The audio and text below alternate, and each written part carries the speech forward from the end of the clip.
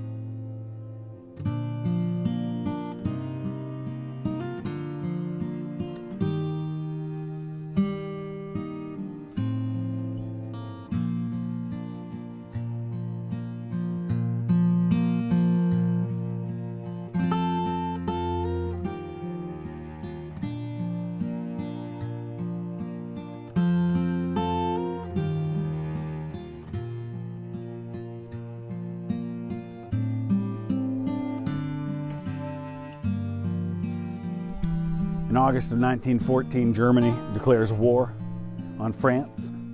The French Third Army under Major General Ruffy defended a line from Saint-Mihiel to Verdun to Dun-sur-Meuse to Grand Pré. Despite the German invasion of France, the inhabitants of the village of Vauquois believed that their village would be spared. The German Fifth Army in September of 1914 under the Crown Prince bypassed Verdun and reached the eastern edge of the Argonne area, following the Aire Valley to the south. At that point, the war came to Vauquois. This hill provided critical observation capabilities for both the Germans and the French. All 168 inhabitants of the town were evacuated. The mayor and his 7-year-old grandson were shot to death after seeking refuge in Clermont on Argonne, which was being shelled and set on fire. On September 24th, a new offensive was launched by the German Fifth Army. Vauquois Hill was heavily shelled, and the French troops withdrew after suffering about 200 casualties. Simultaneous to that, the German assaults reached the Meuse River at Saint-Mihiel. Verdun was now in danger, but the French managed, at least for the time being, to contain the threat. However, the Germans held a strong defensive line, and Vauquois was a key position because it allowed the directing of artillery fire on the railway between Paris and Verdun. Because of that, German engineers started to fortify the ruins of the village and the southern slope of the hill, transforming this ridge into a fortress.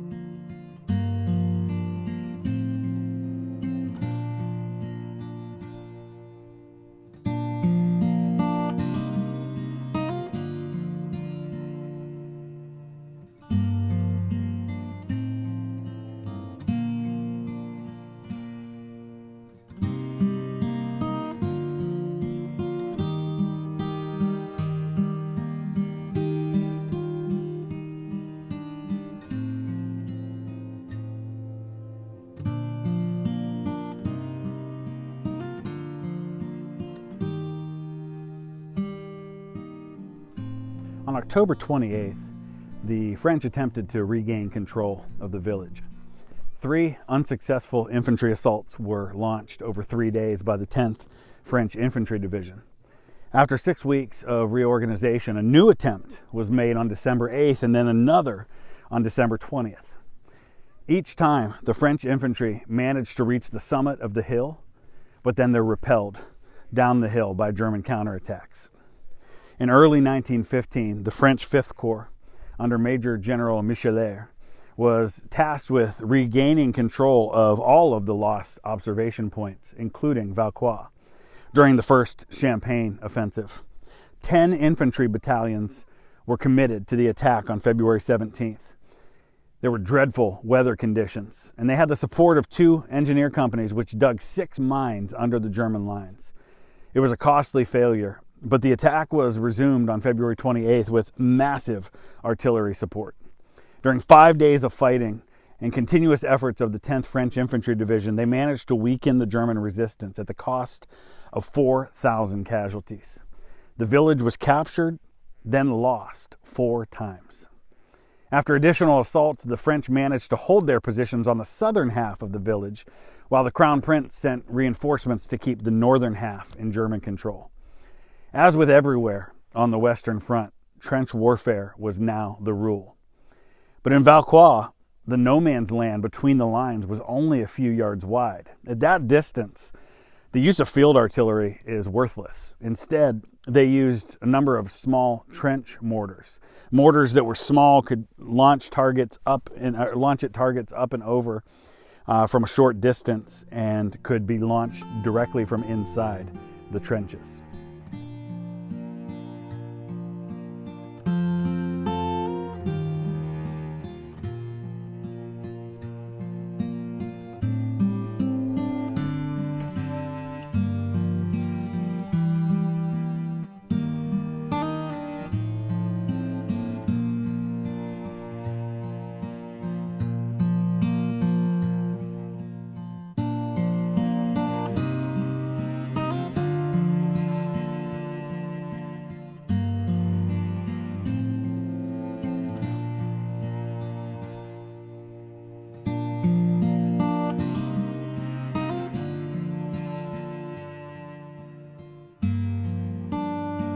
So here you see a great example of one of the trench mortars that would be used here, because it allowed you to fire a projectile up high in the air with a high angle, so you could hit targets that were relatively close, which is what was required here.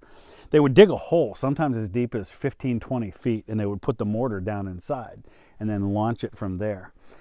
This right here is actually a hole where one of the trench mortars would have been placed. And doing some excavation here a number of years ago, they found the remains of 35 German soldiers. And they've actually identified 5 of them so far. And I think they're trying to identify as many of them as they can. They were removed to the nearby German cemetery.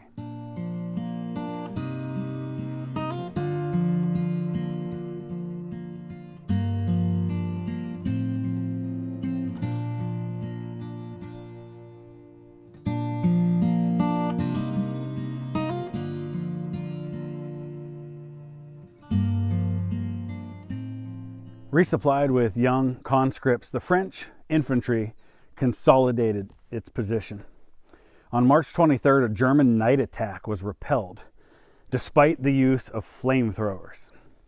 On June 5th, the French attempted an attack of their own, also with no success. At this point, both sides realized that conducting infantry assaults had become pointless. So now the focus of both armies switches to mine warfare. German pioneers and French sappers led combat operations by digging gallery after gallery, thanks to the very favorable underground conditions here that were perfect for building mines. They were digging combat galleries to go under the enemy lines, ending with mine chambers that were loaded with increasing amounts of explosives. 1 ton, 2 ton, 10 tons, 20 tons. You get the idea. On February 21st, 1916, the Germans began the offensive against Verdun. Despite some initial successes, they were not able to achieve their gains in the end. Pressure from the Germans was meant to be maintained here, along other neighboring fronts as well, to keep the French from being able to reinforce Verdun. Then on May 14th, after 4 months of preparation, the most powerful mine ever detonated by the Germans during the entire war exploded under the French lines. It was loaded with about 60 tons of explosives, and when it blew up right here, it killed 108 French soldiers, leaving a crater 200 feet wide and 100 feet deep. The whole western edge of the hill, as you can see, was just completely obliterated.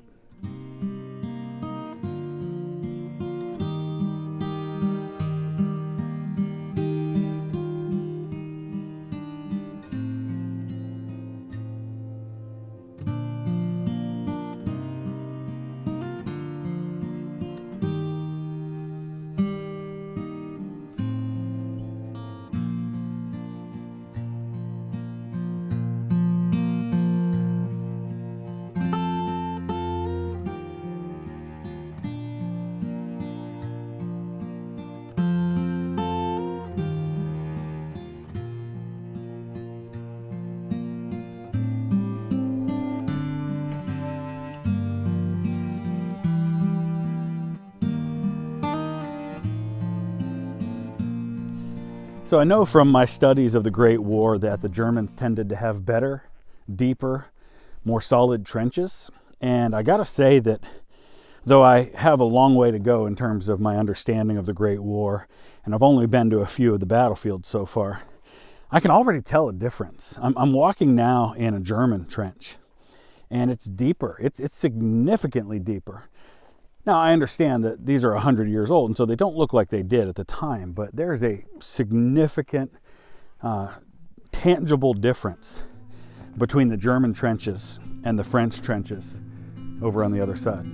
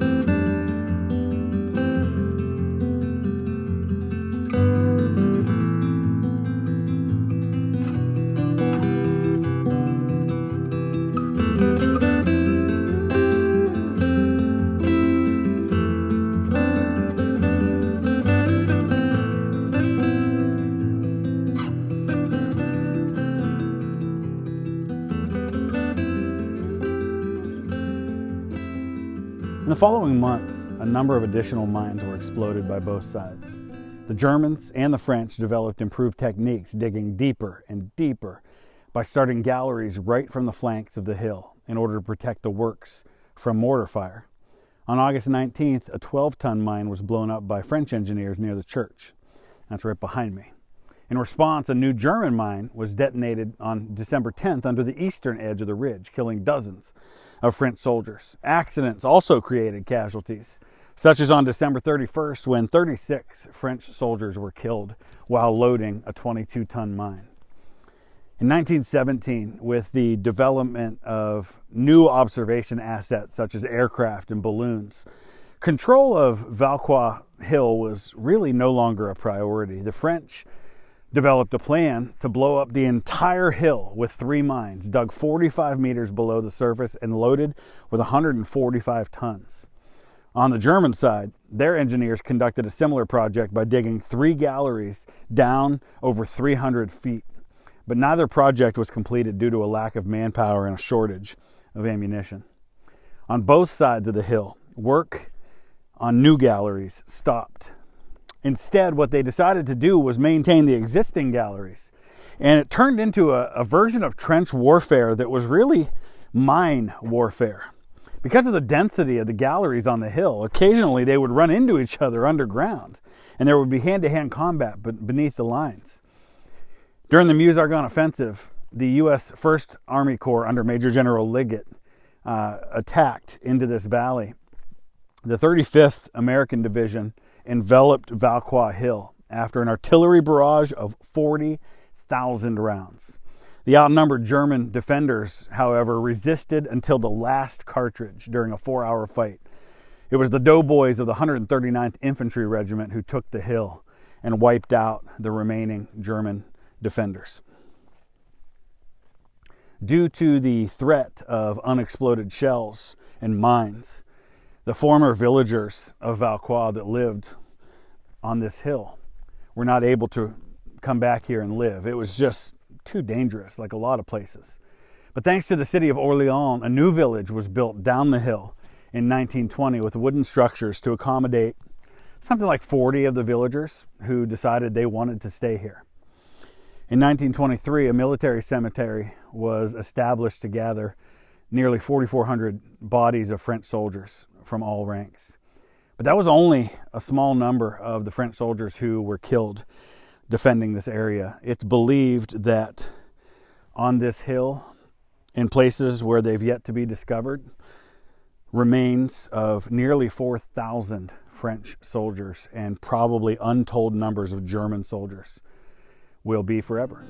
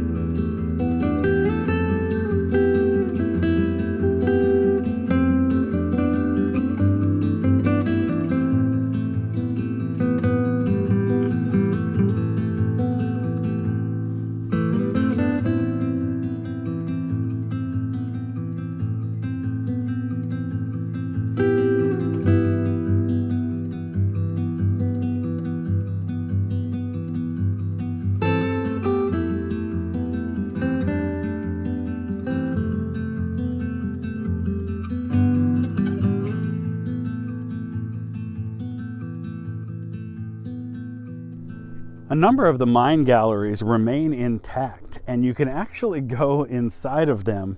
Unfortunately, it's illegal to do so on your own, even though not all of them are locked. Some of them are actually open, and I could, if I wanted to, walk inside, but they have signs everywhere warning you that you're only supposed to do that with a guide. And unfortunately, the guides are only here a couple of days a month, and today is just not one of those days.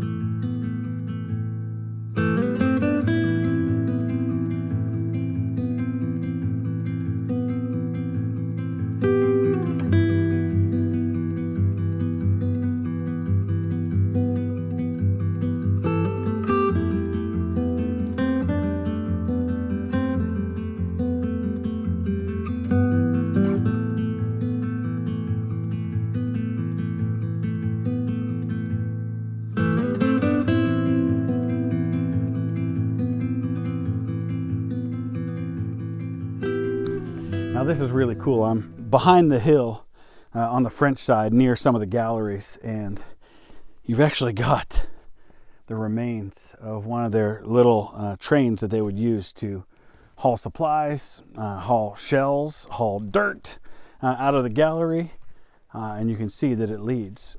In fact, I'll just turn around and let you see it. It leads right to one of the galleries.